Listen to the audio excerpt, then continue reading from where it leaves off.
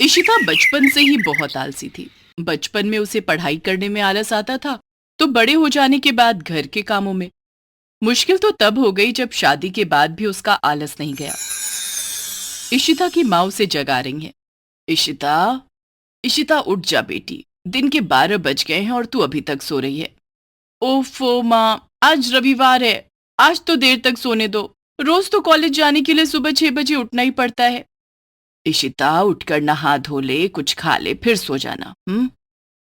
नहीं माँ, मैं अभी नहीं उठूंगी, मुझे अभी और सोना है। पता नहीं शादी के बाद इस लड़की का क्या होगा। कविता वहां से चली जाती है। दोपहर के 2 बजे इशिता नींद से जागती है और उबासी लेती हुई रसोई में जाती है, जहां उसकी माँ सबके लिए खाना बना रही थी। गुड मॉर्निंग माँ।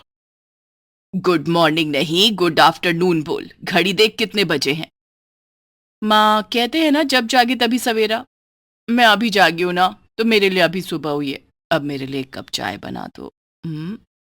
मैं अभी चाय नहीं बनाऊंगी, खुद बना ले। आलस की मारी इशिता चाय भी ऑनलाइन ऑर्डर करके मंगवाती है, लेकिन जब तक चाय आई वो ठंडी हो चुकी थी। इशिता ने जैसे ही चाय का एक घूंट पिया, यार ये चाय तो ठंडी हो चुकी है। कोई नहीं, माँ जब शाम को सबके लिए चाय बनाएंगी तब 2 कप चाय पी लूंगी। अब इशिता खाने के टेबल पर आ जाती है, जहां उसकी माँ सबके लिए खाना लगा रही थी। इशिता बेटी, नहा लिया तूने?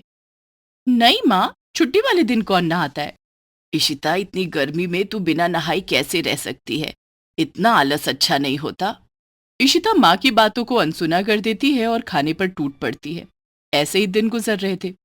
इशिता का आलस बढ़ता जा रहा था। इशिता की कॉलेज की पढ़ाई जैसे तैसे पूरी हो गई थी। अब उसके लिए शादी के रिश्ते आने लगे थे। एक दिन, इशिता, आज तुझे देखने के लिए लड़के वाले आ रहे हैं। आज नहा लेना और अच्छे से तैयार हो जाना। माँ, लड़के वाले कौन सा मुझे सूंघने आ रहे हैं? नहीं नहाऊंगी तो उन्हें कौन सा पता चलेगा? इशिता बेटी, अब आलस छोड़, तेरी शादी होने वाली है। ससुराल में इतना आलस दिखाएगी तो ससुराल वाले तुझे घर से निकाल देंगे। रोज नहाने से शरीर में ताजगी बनी रहती है और आलस दूर भाग जाता है। आलस के मारे इशिता कई दिनों तक नहीं नहाती थी। उस दिन माँ के कहने पर वो नहा धोकर तैयार हो जाती है। शाम को लड़के वाले उसे देखने आते हैं और इशिता उन्हें पसंद आ जाती है। कुछ ही दिनों के बाद इशिता की शादी वरुण से हो जाती है।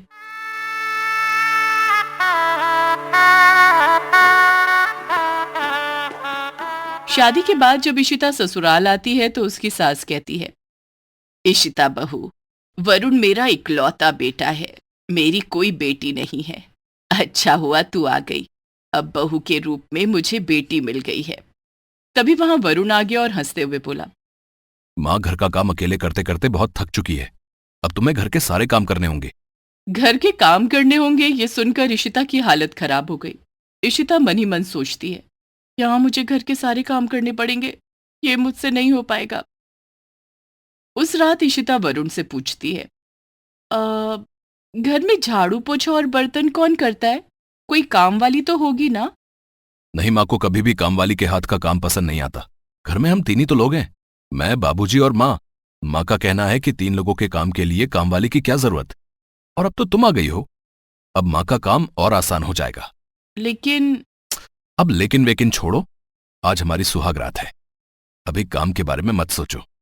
रात हो जाती है, वरुण सो जाता है, लेकिन इशिता टेंशन के मारे सारी रात नहीं सो पाती है। वो यही सोचती है कि वो घर का काम कैसे करेगी। सुबह 4 बजे इशिता की आंख लग जाती है। उसे देर तक तो सोने की आदत थी ही। इशिता सोती रहती है। ससुराल में पहला दिन था, इसलिए कोई उसे जगाने भी नहीं आता है। इशिता शाम के 5 बजे तक सोती रहती है। जब उसकी नींद खुल, घर में सभी शाम की चाय पी रहे थे। उठ गई बहू, ले गर्मा गर्म चाय पी ले। तूने सुबह से कुछ नहीं खाया, मैं तेरे लिए कुछ खाने को ले आती हूँ। कल्याणी फटाफट गर्मा गर्म पकौड़े तलकर ले आती है। मतलब इतनी जल्दी कि इशिता की चाय भी ठंडी नहीं हुई थी। अपनी सास की फुर्ती देखकर इशिता हक्की बक्की रह जाती है। धीरे धीरे दिन गुजर रहे थे। इशिता जितनी देर तक अपने मायके में सोती रहती थी, उतनी ही देर तक वो ससुराल में भी सोती रहती। एक दिन, वरुण बेटा, ऐसा कब तक चलेगा? इशिता बहू 12-12 बजे तक दिन में सोती रहती है।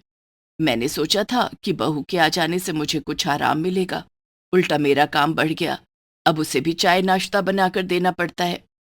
तुम ठीक कह रही हो माँ, मैं उसे अभी उठाता हूँ। वरुण अपने कमरे में जाता है और इशिता को जगाता है। इशिता, इशिता उठो।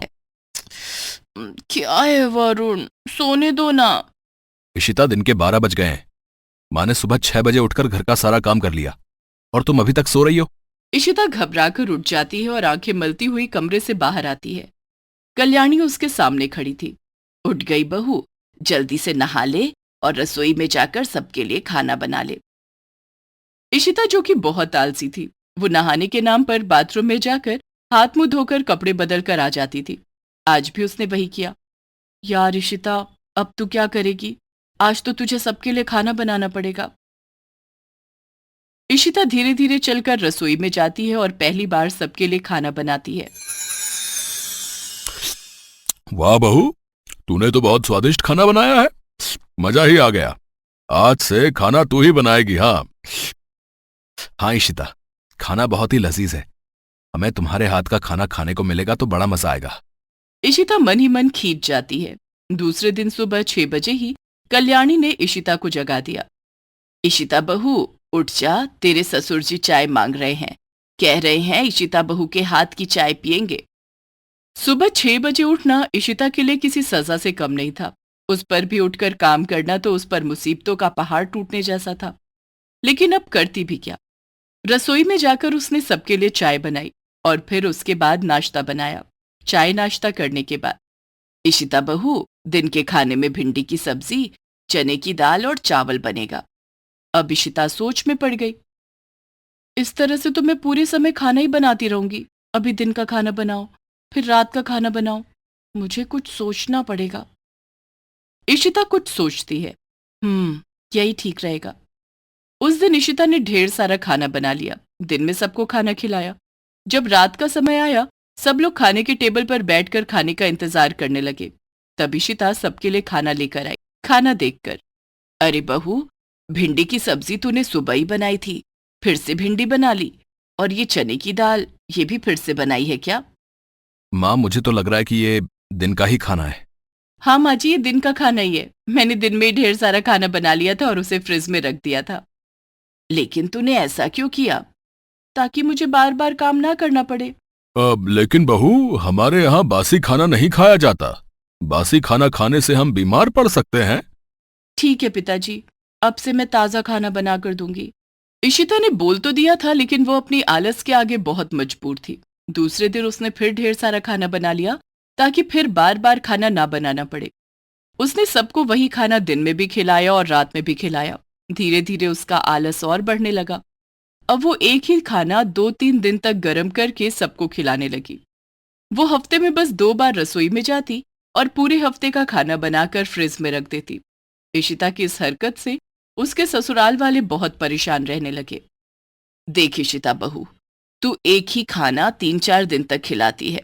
कई बार तो खाने का स्वाद भी बिगड़ चुका होता है। यही नहीं माँ, इशिता इतनी आलसी है कि कई कई दिनों तक नहाती नहीं है। बस सारा दिन बिस्तर पर पड़ी रहती है, आराम करती है। अब तो इशिता बहू, बस यही कमी रह गई है कि तू चाय भी खट्टी बनाकर नहीं रख रही। ये तो आपने बहुत अच्छा आइडिया बताया पिताजी। अब मैं ढेर सारी चाय बनाकर थर्मस में रख दिया करूंगी। चाय बनाने के लिए मुझे सुबह सुबह उठना भी नहीं पड़ेगा। अब ये मैंने क्या बोल दिया? अब तो चाय भी बासी पीनी पड़ेगी। इशिता बहू, क्या यही संस्कार दिए हैं तेरी माँ ने तुझे? अपने ससुराल वालों को बासी खाना खिलाकर बीमार कर देना और मार देना। कल्याणी जोर से चीखती है। तभी सबकी नजर इशिता की माँ कविता पर जाती है, जो न जाने कब वहां आ गई और दरवाजे पर खड़ी होकर ये सब सुन रही थी। अरे माँ, तुम कब आई? तुमने बताया भी नहीं। बस कर इशिता, तेरे कारण आज मुझे ये सब सुनना पड़ रहा है कि मैंने तुझे कुछ सिखाया ही नहीं। लेकिन मैं तो तेरे आलस के कारण खुद बहुत परेशान थी। अपनी माँ को सबके सामने शर्मिंदा होता देखकर इशिता को बहुत बुरा लगता है। वो सबसे माफी मांगती है। आप सब लोग मुझे माफ कर दीजिए। अब से मैं कभी आलस नहीं करूंगी। मैं बचपन से ही आलसी हूं और इसमें मेरी माँ की कोई गलती नहीं है। सारी गलती मेरी है। सारे लोग इशिता को माफ कर देते हैं और उस दिन के बाद से इशिता सच में आलस करना छोड़ देती है।